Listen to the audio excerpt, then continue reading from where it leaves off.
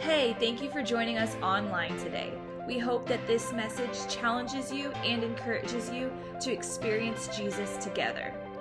If you would like to give, you can visit our website at www.hillcrestchurch.info and download our app for a fast, secure, and easy way to give.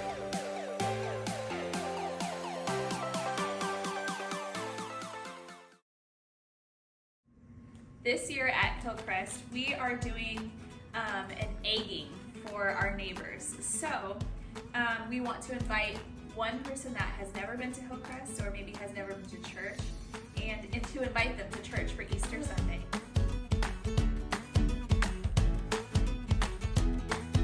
These are a no-go for me. These are the most amazing things ever.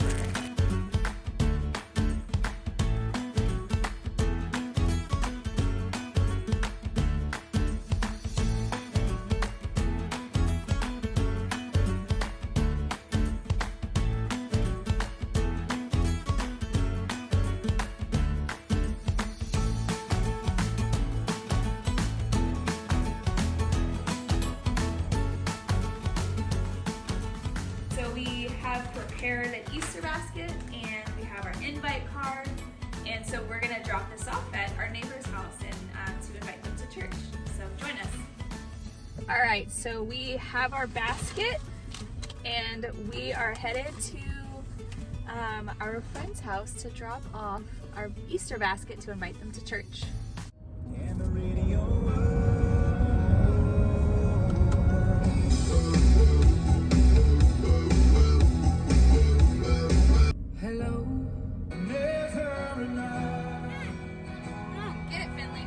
This is 9577, right? Yeah, it says it right there. I mean, we're on the right street, the right address, and it says new homes? Did they give us the right address? I mean, why wouldn't they? You asked a lot of questions. I mean, you told your lame jokes the entire time. But I'm funny. But I asked really good questions. Well, this is the address they gave us. Maybe they're moving in a little bit.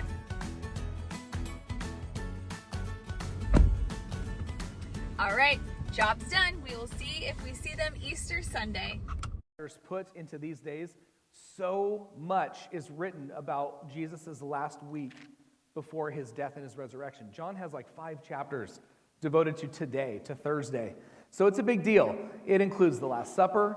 It includes Thursday, the day that we're looking at. I'm not going to read all of this today. I kind of want to give you an overview, though. It includes Jesus, he teaches his disciples. There's the foot washing, a lot of Jesus' prayers for what happens next, Peter's denials, and some predictions happen. This is Jesus, where Jesus prays in the garden in Gethsemane and where he's betrayed by Judas.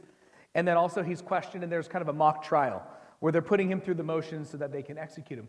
All of that happens on Thursday, and of course next week is when we'll look at Friday, and that's when Jesus is crucified. It's a very important day. So last week, if you were here, I talked with you a lot about how Judas chose quiet violence with Jesus when he went to the religious leaders to betray him.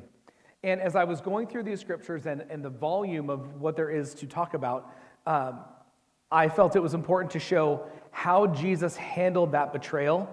And I want to unpack some of the things for us to consider as we face similar situations. And I want to just say today, we're going to bounce around a little bit. We're going to start with one scripture in John. We're going to bounce to Matthew for where we'll spend most of our time. We'll go back to John. There's a little bit of jumping around because I don't want you to be afraid to look in your Bible and to use a lot of scriptures. I want you to be comfortable with that. So the first verse I'm going to give you, this is kind of like a foundation you kind of got to keep in the back burner of your mind while we look at the main scripture that we'll read. But in John 15:12, Jesus says to his disciples, he says, "This is my commandment. Love each other in the same way I have loved you." So now, Judas at this moment, they've already had their dinner. Judas has left. He is on his way to betray Jesus. And then Jesus shares this new commandment. This is where we get the term Maundy Thursday. I had no idea what it meant. I've seen it a couple places, and I just never paid attention. It comes from the word mandate or command, and it comes from this, where Jesus is giving a new commandment to love one another. I honestly thought it had to do with people getting drunk before Easter, to be honest with you. Like, I don't know why I thought that, but I thought that's what it had to do with. It's not.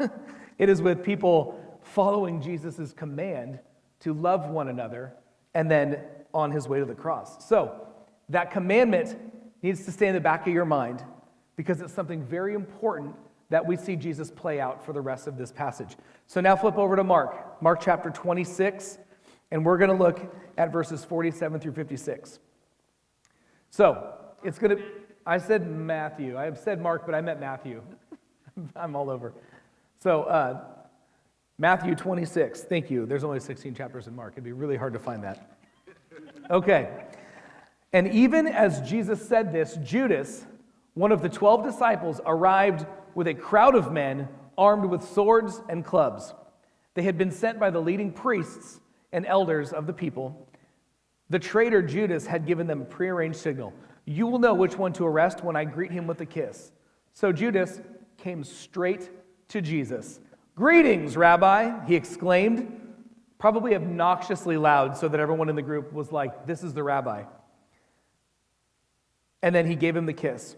Jesus said, my friend, go ahead and do what you have come for.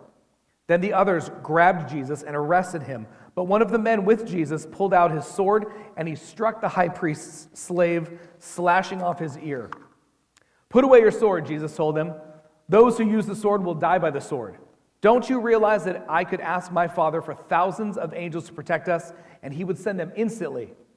But if I did, how would the scriptures be fulfilled that describe what must happen now? Then Jesus said to the crowd, am I some dangerous revolutionary that you come with swords and clubs to arrest me? Why didn't you arrest me in the temple? I was there teaching every day. But this is happening to fulfill the words of the prophets recorded in the scriptures. At that point, all the disciples deserted him and fled. So that's the passage we're going to unpack a little more today. This is Jesus' betrayal. And so, of course, Jesus knew that this was coming. He knew who Judas was, and yet whenever it happens to you, even when you see someone doing this in your life, when you see things are changing, you can feel those subtle shifts in the relationship. You know, you notice that like they used to hang around you and come to you, and now things are different. There's that feeling. There's some feelings we have when our relationships adjust. And sometimes it's for good, normal reasons, because relationships, that happens. Sometimes it's for difficult reasons. It just happens. But here we are, and Judas responded to Jesus with betrayal after he had received so much from Jesus. For 3 years, he traveled with him. He was a part of his ministry. He heard everything that he taught. He saw countless miracles. He saw people raised from the dead, not just one, 2. He saw food multiplied. He saw people forgiven. He saw people that were under the weight of all of their life completely relieved of all of it. He saw things that we would dream about seeing. And his answer to this was to betray Jesus. And we talked about that last week. We're not going to get into it. Think about what it would feel like to be Jesus in that moment. Someone that you have essentially mentored or you've cared for, you've given your best to have them turn on you and treat you like that. We expect evil to hit from the outside, but when it comes from our closer circles, it knocks the wind out of us. And this was evil because I think Luke says, or I can't remember who it was. I've read all of them and I'm getting them all mixed up right now. But one of them says, I think it was John, he says that when he took bread from Jesus after acknowledging that he was going to betray him, it says Satan entered him. So there's an aspect of evilness in this betrayal as well. We have to understand that. And we can't get away from the spiritual aspect of what Jesus is doing for us. But Dr. Alicia Britt-Chole, about this, she wrote, betrayal of this degree is a toxic mixture of rejection, disregard, and narcissism. As a result, many who have been betrayed experience anger, a sense of worthlessness, self-doubt, and soul-deep pain. I thought that was a perfect description of what it feels like when we are betrayed. Wouldn't you agree? It hurts deep. So this is really about recognizing, we have Jesus who was all God, and yet at the same time, he is all human. And the human parts of him feel like we feel. How did Jesus handle hurt of this degree? And the tricky thing, what's so confusing, and you have to understand, the Bible doesn't try to get rid of all confusing things. What's confusing is this horrible action that Judas does leads to Jesus going to the cross, which again is terrible, but the result of the cross is why we are in this room today. We needed Jesus on the cross to forgive us because we couldn't do it. So there's this weird, confusing paradox of good out of bad, but that doesn't minimize the fact that Judas still betrayed Jesus, and that had to hurt. And while Jesus is hurting from being betrayed like this, he conducts himself in a certain manner. And I want us to learn from that today. So, the first thing that we see as Jesus is handling this hurt is there's some name calling. Have you ever been in a situation where someone has called you a name? And so it might seem trite, but when I say this, like Judas is the first one to sling a name. What does he say? He says, Rabbi. Now, yeah, that's a label. Jesus was a rabbi, but think about it. Judas, his heart was so hardened toward Jesus. Had he been learning anything from Jesus? Am I saying, I'm getting these two names mixed up too. Had Judas, because his heart was so hardened, learned anything from Jesus lately? I don't think so. I think if his heart was open to Jesus, he wouldn't be betraying him. He would be supporting him. And this is how it works sometimes. Have you noticed that sometimes, either because of anger or for whatever reason, I can't list them all, people's hearts start to harden toward you, and then they even can turn on you? This is a tough thing to deal with, but this is what's happening. So when Judas calls Jesus Rabbi, it's disingenuous. And I've had people do this to me where they're like, oh, Pastor Brian, but I'm like, you're literally on your phone the entire time. You're watching TikTok. You're not paying attention to what I'm saying. I've asked you to do this. You don't want to do that. It's a show. It really doesn't ever happen, but the truth is, it's a show. People do this. They try to suck up to you in public so everyone thinks, oh, things are well. But deep down, what's actually happening is I'm buttering you up because I'm doing something different. I'm doing one thing over here. It's a sleight of hand. So you think I'm good over here, but back here, I'm stabbing you in the back. It's that kind of a situation. Jesus is very aware of this. It's ironic that Judas does this. But Jesus is aware because he also, I hate to say it this way, he calls Judas a name. He says, and I read to you New Living, he says, my friend. But he uses that word friend. Now, was Judas being a friend to him? No. Was Jesus lying then? No, he wasn't. There's something very, very important about the word that he used. So like us English speakers from America, we don't use the word comrade very often, right? Like if I said comrade, you'd be like, oh, did you grow up in Russia? Or like watch a lot of Russian movies growing up. Like they use comrade, it means something different to them in their culture. So this is like choosing a word that means friend, but it's not a common word we use. Matthew, I read this one because Matthew, when he says that word friend in the original language, that word friend is only used 3 times in Scripture by Matthew, period. And every single time, it's in the context of a person who is being generous towards someone who is abusing them. So when Jesus says friend, he is being generous, knowing that Judas is abusing him. Man, that gives me tingles. Do you guys get that? You feel the God bumps? Like, this is a big deal. It's wordplay that we miss because we're reading it in English, but that's what is happening. So he's calling him friend. He is being gracious, even though he knows you're turning on me. You've already turned on me and you are hurting me. What I see is that Jesus is responding in truth. That is an accurate description of what is happening in that moment. Judas is abusing Jesus, and Jesus isn't going to abuse back. Aren't we grateful that this is how God treats people who abuse God? We should be, because we all are people that on occasion, be it accidentally or on purpose, abuse God, and he doesn't say, I'm going to abuse you back. We should be extremely grateful because we're not perfect. And because we are not perfect, we are going to fail God and possibly hurt God. And God, in his hurt, doesn't hurt back. He speaks the truth. You're maybe abusing, or maybe doing whatever it is. You're taking advantage of this relationship. And then he does the next thing. He responded in love. By being friendly to someone that was not reciprocating his friendship, that is a loving thing to do. It shows the depth of his soul, that he has a lot to draw from when it comes to dealing with people. But it's the opposite of what often happens. If you get hurt, you got to match that hurt. You notice that? If someone calls you a name, you got to match with a better name. You kind of got to one-up it. And Jesus doesn't do this. His name calling speaks to the depth of who he is as a person. Now, yes, he's cheating because he's also God. We aren't God. But we can look at what God did here. This is important because how someone treats you is reflective of what's inside of them. So if I hurt you, if I say you made me angry, and therefore what I'm saying is now that I'm angry, which is completely inside of me, I can do whatever I want, but I'm blaming it on you. You made me angry. That's reflective of what's happening inside me.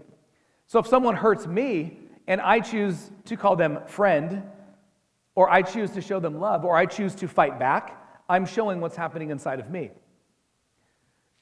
Do you understand that principle here? And it's hard because in our world and in our culture, human nature, if you're hurt, you have to hurt back in a little bit harder to show that you're stronger, to show that they can't hurt you as much as you can hurt them, so you better not hurt me. That's human nature, but that is not what Jesus does here. It's not kingdom nature. Kingdom nature is I am so strong, I don't need to bother hurting you. I am so strong, I am so secure in who I am, I'm not going to play this game. I'm going to be true to who I am. That's what Jesus does. Jesus responds in truth and in love. And a lot of times we do one or the other. We make truth a baseball bat and we respond to your face with truth that hurts, or we lay straight down, we remove our spine and we're like, okay, just love all over me until I'm gone, until I'm a doormat. But Jesus is the perfect blend of what it means to accurately be truthful and be loving at the same time. And I love that. He does not respond with force. Even though when our feelings get hurt, you kind of want to, don't you? Yes, you do. It's rhetorical because I know you all do. We're all human in this room. We get it. There's a second hurt, too, that you don't see in this. You see it in this passage, but John 18 gives you a little bit better picture of it. The other hurt happens around Jesus. It's not to Jesus. But remember, Jesus is dealing with a betrayal. So it's not like those feelings just turn off when we jump to the next verse. But here's what also happens. So Jesus is still feeling all the feelings of Judas and what is happening to him. And Peter whips out a little sword and just takes a dude's ear off. Not any dude. It's the servant of the high priest. He would have been the person leading the charge. The high priest would have sent his servant, Malchus, go and take your band of people and go bring me Jesus because we're going to put him on trial. We're going to put this guy down. So the main guy in charge, Peter, goes right after him with a sword. Now, we think gladiator sword, it's more like kitchen knife kind of sword, probably from the dining table, like while they were eating dinner. So think like Cutco. It'll get you, but it's not what you want to walk into like a knife fight with. You know what I'm saying? But that's what they've got. And so Peter, in this moment, they're still confused in terms of like what's happening. Are we going to start a war? They haven't fully understood that this is a spiritual war, not a military war. So when they come at Jesus, Peter's like, it's on, and he grabs his knife, and just takes an ear off, which is not how you win a knife fight. I've been in 0, and that's my goal, to keep it at that number for the rest of my life. 0 knife fights. But I know enough that if you're going to do it, you go for an artery, not an ear. Like the ear sends a message, but it doesn't win the fight. You still got to deal with the guy slashing back at you. So that's my principle on knife fighting. I don't know how we got here. You're probably like, it's not in the notes. It's not an effective way to win the knife fight is what I'm getting at, right? If you want to mess with the dude's hearing, it's bad. So now Jesus, feeling all these feelings, dealing with all the hurt, knowing it's leading him to the cross and all that confusion, sees Peter come with a steak knife at a dude's ear. That is not what's on the menu, folks. And so what does Jesus do? And it's interesting because Peter is the guy who's backing up Jesus. But in this moment, when we're hurt, even to this degree, we have to recognize you are on a path. You're at a fork in the road on a path. And you have a choice which way you're going to go. We have to decide, how am I going to handle this pain? Am I going to attack? Or am I going to stay true to my values? When I'm hurt, am I going to attack or am I going to stay true to my values? And now is the time to decide how you're going to handle the pain. Don't wait until you're hurt, because most likely you're going to attack, and that's just going to get worse for you. The hurt that Jesus deals with here is Malchus's hurt now. Malchus is the guy who's down one ear. John shows us that Jesus stops Peter, the guy who's trying to support Jesus, although he's doing it wrong. He stops him, says, don't act like this. You live by the sword, you're going to die by the sword, which I think means they have more swords. You're going to lose. You're not John Wick, Peter. You're Peter. Cephas, which means little rock. You're pebble. Don't start a fight. Your mouth is writing checks, your butt can't cash. So, cool it. And then he heals Malchus's ear. Now, I worked in the ER. I saw crazy stuff. I have not seen an ear reattachment in the ER. That's a medical version. Jesus just, what sound did it make? Right? Like, I don't know. There's got to be something there. But he heals the guy who's there to arrest him. That's confusing. That's not how you win a fight. But Jesus isn't fighting like that. If we're in that kind of a fight, you want to go for ears, you want to go for eyes, you want to win. You're taking your earrings out, whatever it takes. Jesus is like, no, you can come at me whole again. We cannot heal when we are focused on hurting back. Jesus is not focused on hurting back. He is able to heal others, and he is able himself to be healed. And I think we need to remember, when someone hurts you, that's them. They have handled this wrong. What you do next is your choice. And you cannot be a healer. You cannot bring healing to a relationship. You cannot bring healing into yourself. You will close off that channel if you choose to go after hurting. We can only heal when we turn our pain over to Jesus through forgiveness. That does not mean that what they did is okay. They hurt you. That's wrong. If you let God deal with it, you can receive healing. If you choose you're going to deal with it, God says, then what? This is on you then. What happens next is on you. So I want to think for a few minutes about how we handle hurt. I want to make it visual, because we all get hurt. Sometimes we do the hurting, sometimes we receive the hurting, but there's some ways in which we handle it. I want to just kind of make it visual. A lot of times, we want to believe that we are Marshawn Lynch, that we can just blast right through the pain like the defenders aren't even there. And there's a reason I chose those defenders.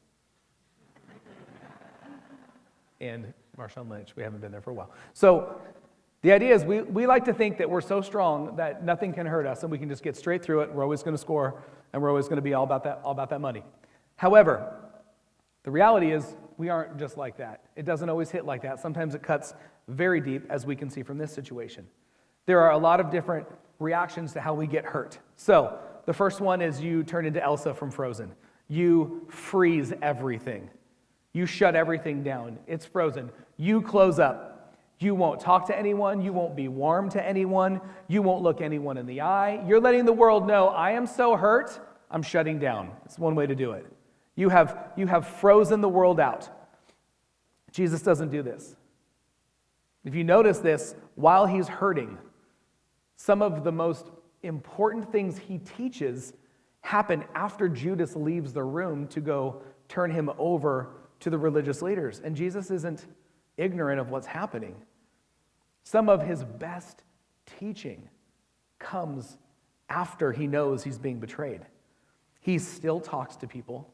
He still engages with people. He's still looking people in the eye. He's still doing his mission. He's healing people when they're trying to hurt him and kill him. So, I understand, I will say, practically, sometimes we need a moment to cool down, but that's not becoming an ice queen or king. It's fair if you need a moment to cool down. If you take, 12 weeks and you won't talk to anybody, that's a little different. I know of a person who would do this to their family, that if they wanted you to know they were upset with you, they would ignore you for weeks while living in the same house. Literally weeks. Can you imagine that? Hello, family member. Stone cold. For weeks. It's a real thing. The opposite of this is more demonstrative. It's the Mount St. Helens, where you explode over everybody. You want everyone to know you are enraged. You're out there and loud about it. You want everyone to know. I remember I showed up to a chaplain scene one time, and this is just how a person was dealing with grief. Not saying that this was wrong. This is what was happening. I had a long way to walk from where I parked to where this home was because it was near the water, like literally a quarter-mile walk. And I could hear the person before I could even see the house. And it went on for about an hour. They were so hurt that they were screaming. And then they'd calm down, and then they'd scream again. And I thought, I wonder what it's like when this person gets mad. Now that's not judgment, it's just I wonder. But I have been there. I've been in staff meetings where someone goes Mount St. Helens all over the staff meeting, and they're not even the person leading the meeting. They've just lost control because they are so upset. Do we do this sometimes? Do we want everyone in the restaurant to know how upset we are with this subpar service? Do we want everyone in the house to know how disappointed we are at the dish that got left in the sink? Do we want everyone in Walmart to know that we're mad that the self-checkout kiosk is smarter than we are? Jesus remains self-controlled. Again, he's being attacked, and he's got attacks happening all around him, and he stays under control to the point that he even has to get control of his guys. He does not do it by going crazy. He still does it his way. Another way that we deal with heat is we want to control everything. And so Tammy suggested this one, Dr. Strange, where you take all of your wizardry and your witchcraft and you try and control everything. And you try and control multiple timelines all at once. Whatever one says, whatever one does, you want to control it all. And you use your spells to do that sort of a thing. This is not my favorite Marvel person, I'll just tell you that right now. But I'm just saying, if he didn't do what he did, people wouldn't have disappeared for 5 years. But we'll talk about that later. It's a different message. However, we do this, though. We try to control. And really, it's a self-defense thing. We get hurt, and so we try to control everyone around us so they don't bring more hurt to us. However, have you noticed you can't control everybody? You'll get there. This is one of those things. What's interesting about Jesus is he accepts God's control over everything. He understands Judas is hurting me, Judas is doing wrong, but God will bring good from this. That's because God can do anything. He can turn a bad thing, he can bring good out of a bad thing, which is exactly what he does. But Jesus doesn't control others to cushion his own pain, which I find so interesting, because we do that. You get hurt, you don't want others to hurt you like that again. If you experience betrayal, a lot of people, how did Dr. Alicia Chile, she said, you feel that sense of worthlessness and self-doubt. So we doubt ourselves, and we doubt we can trust others again. That's part of that cushion. It's part of the hurt. Hopefully you get to the point where you heal through it. Another way that we would deal with this is we are like a baker with the dough. We're always just manipulating it. We're just in there. We're just manipulating. This is one way that people deal with hurt. We try to turn others. We try to pull the strings on them. We try to control other people. Then we feel like now I'm in control and I won't get hurt. I can make others hurt and they won't be able to hurt me. And that's what a manipulator does. Interestingly enough, this is a form of evil in relationships that in the Old Testament, they considered it witchcraft. Because there's a sense of, I'm trying to use you to hurt other people, but it's coming from, I think, sometimes a place of, I just don't want to get hurt. I'm afraid of getting hurt, so I'd rather control you and cause chaos in other people's lives. What Jesus does is he lets people choose. He let Judas choose. He let Peter choose. He told them the right thing to do, but he never said, cut, Peter, cut, attack. He doesn't do that. He lets people make their choices. He tells them what's true, and then he lets them deal with their consequences. And he doesn't try to talk Judas into staying on his team. Think about that. They're in a breakup, and he's not saying, please don't break up with me. Oh my goodness, why are you doing this? He doesn't do that. He says, go do what you're going to do. He lets people make their choices. That is the opposite of manipulating. This might be harder if you're under 30. You might not get this, but some of us, we deal with hurt with a stick shift. And I'm putting myself in the under 30 category. I owned one for a couple of years, and it was brutal. I'm bad at the stick shift. But this is about you shift the blame to everyone else, and you take no responsibility for your actions. That's all that this is about. A lot of times this happens. You've never done any wrong in your life. Every promotion you've ever gotten, it's because someone stole it from you. They don't work as hard as you, but they know who to talk to and the right people and that kind of stuff. What happens though, we shift blame. And there's always a tendency to create some wiggle room in our own lives so we feel better about ourselves in every wrong situation. Jesus made his decisions recognizing his divine purpose within them. Here's the thing. Jesus, he says to Peter, don't you realize I can call angels who will end this right now? But that's not going to fulfill the scriptures. That's actually going to go the wrong direction. I can do that. I have the ability and the power to do that, but I'm not going to do that. He takes full responsibility for his own decisions, understanding the best course of action for me is to go to the cross. There's no ego in that decision. As we shift blame, oh, I didn't do this because you didn't do that, or I did this because you did that. As we shift blame, it's a lot about ego. I don't want you to tell me I'm wrong. I want to tell you that you're wrong. Don't tell me I'm like. So Jesus does not shift blame. He owns what he has done. Another one is the paleontologist. You focus on researching and digging up past drama and offenses in other people's lives, often to ignore what's going on in your own. And so you enjoy other people's dirt and other people's drama, and you enjoy that because you want to be blind to what's happening in your own life. However, Jesus was cross-focused the entire time. He had little to no concern about what other things they were saying about him. He barely even answered the accusations they had about him. It was the religious leaders who were paleontologists trying to dig everything and anything up. Jesus remained cross-focused. Some of you're a lot like Kanye West.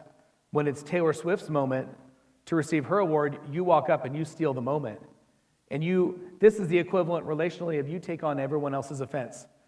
You're all about, Beyonce should have got this award. And so I'm going to come up and I'm going to step in for them, and I'm going to make sure everyone knows that you shouldn't get this. It should be this person. And we do that. But do you hear what so-and-so did to so-and-so else? What person A did to person B? And then you take sides. Jesus has no time for that. Because again, he's cross-focused. And in our life, you have to be very careful. You have to be very objective. Because unless you've heard from both people, it's very tempting to take a side. And I would just say be very careful with that. These next three, they all kind of go together. They all have to do with revenge, but Mark Wahlberg in The Italian Job. The Italian Job, they get double-crossed by Ed Norton, and so then they have to go after it. I just want you to point something out. Careful with my mic. I'm moving. Look at this. Look at that. Do you see all that bicep? Do you know what it's really full of? Revenge. That's why his muscles are so big. They're filled with revenge. And the thing about that is Jesus forgives. It's the opposite of revenge. On that, while we're on the topic of revenge and reacting, this one's controversial, but I decided let's keep some controversy in the message. When Will Smith slapped Chris Rock publicly, some of you were like, right on, and some of you were like, I can't believe I just witnessed this. That's why it's controversial. And it's because we feel feelings, and then we also understand, yeah, but you don't just walk up and slap a dude, especially in public when it's on TV where everyone can mock you forever.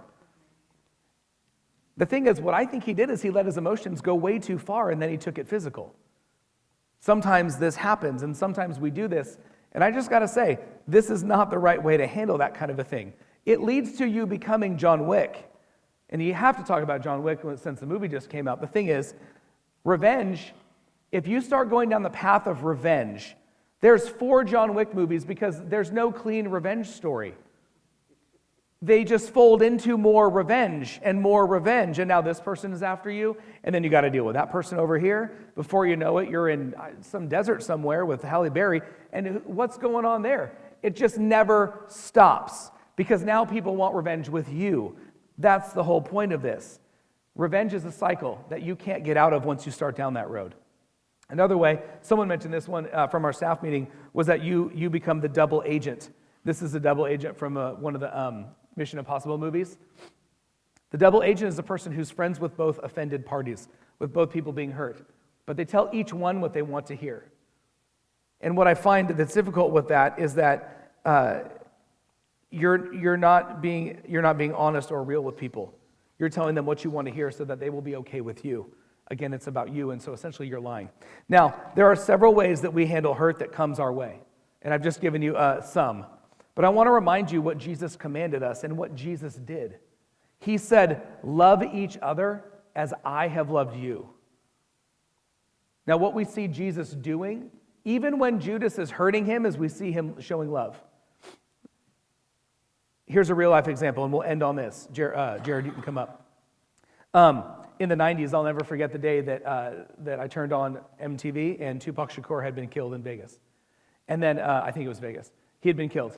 And it was shocking because I grew up listening to certain people's music, and so I'm surprised that a celebrity got murdered, and it was unsolved, and it was kind of crazy. And then a few months later, Biggie Smalls gets killed, and so now there's this East Coast, West Coast rap thing that's happening, and now people are getting murdered. And in my generation, that was a huge, huge thing that we all knew and that we all felt. It was big. The way it ended is because Snoop Dogg from the West Coast, if you don't know, talked with Sean Puffy Combs from the East Coast, and they met at the Apollo Theater with Steve Harvey, and they called a truce. And Snoop said, all the kids around the world are watching.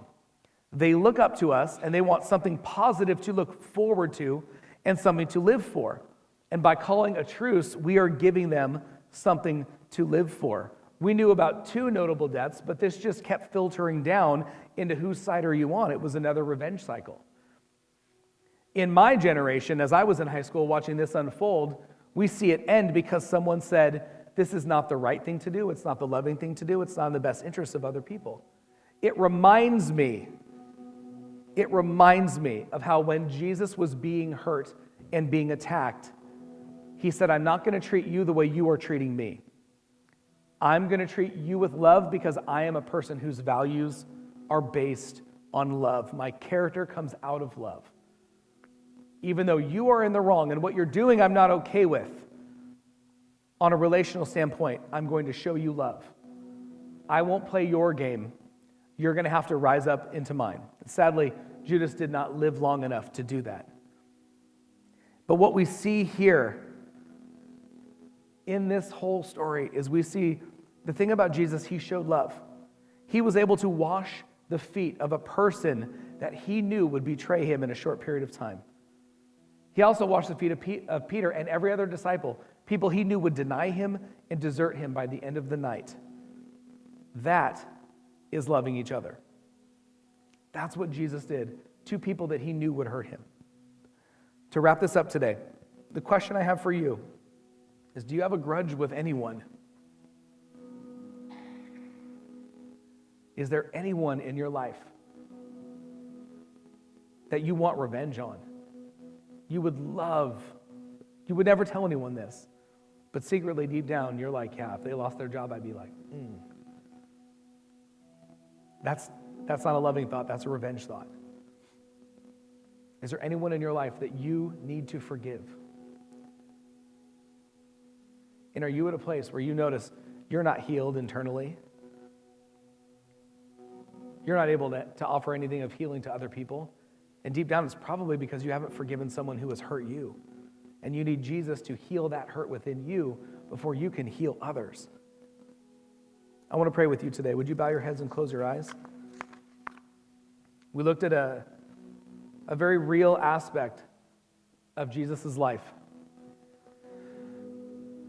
And we all can relate to a lot of what he felt, a lot of what he experienced.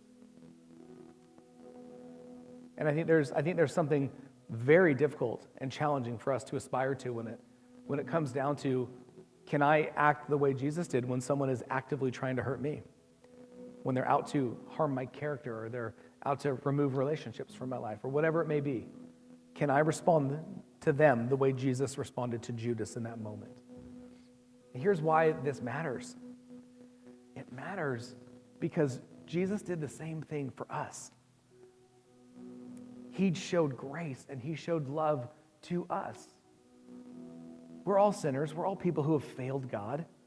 Even after we've been following, if we're choosing to follow him, we're going to let him down. He does not betray us.